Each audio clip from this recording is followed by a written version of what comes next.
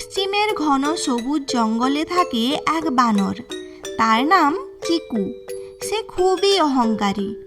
একদিন সে একটা বিশাল বটগাছের ডালে বসে চিৎকার করতে লাগলো। এই জঙ্গলে আমার মতো কেউ এত চালাক আছে? নেই, কেউ নেই।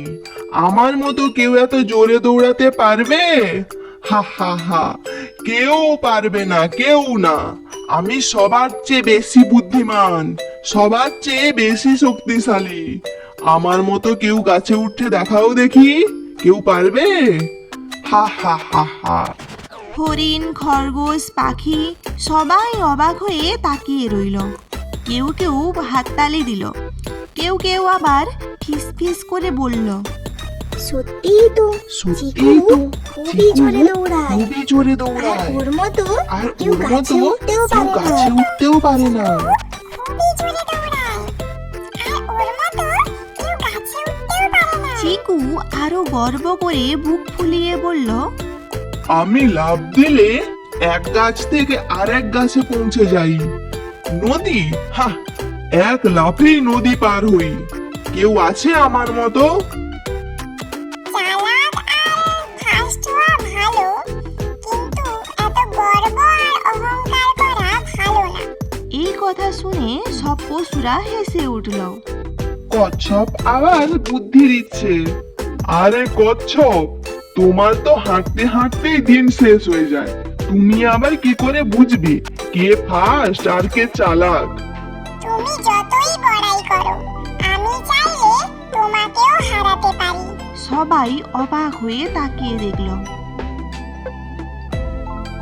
কি, তুমি আমাকে হারাবে? ঠিক আছে, প্রতিযোগিতা হবে। কচ্ছপ মনে মনে হাসল। সে জানতো চিকু খুবই লোভী, আর কুল খেতে সে খুবই ভালোবাসে।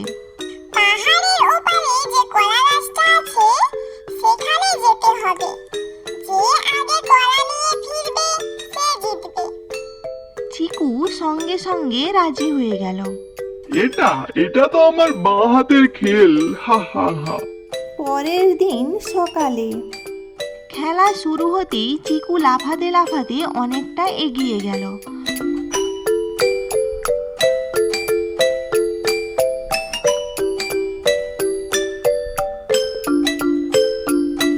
হঠাৎ সে দেখলো রাস্তার পাশে একটা কুলের গাছ রয়েছে।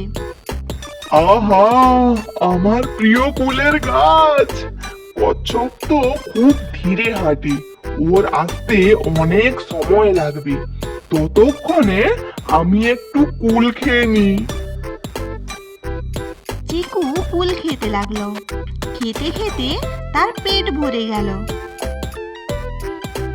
উফ, অনেকটা খাওয়া হয়ে গেছে, একটু বিশ্রাম নিয়ে নিই। সে গাছের নিচে ঘুমিয়ে পড়ল। এদিকে কচ্ছপ ধীরে ধীরে হাঁটছে, কিন্তু থামেনি। সে হাঁটতে হাঁটতে পাহাড়ের চূড়ায় পৌঁছে গেল।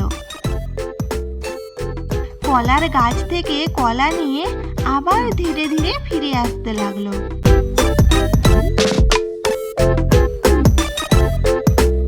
অনেকক্ষণ পরে বানরের ঘুম ভাঙলো। আরে, এত দেরি হয়ে গেল? সে উঠেই দৌড়াতে লাগলো।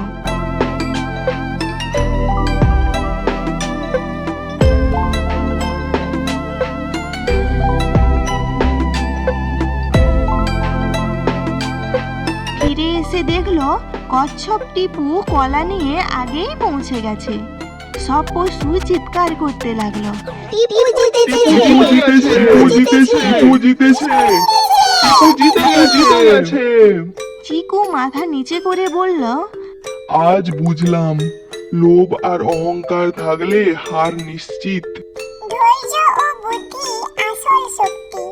লোভ আর অহংকার মানুষকে হারিয়ে দেয়, আর ধৈর্য ও বুদ্ধি মানুষকে জিতিয়ে দেয়।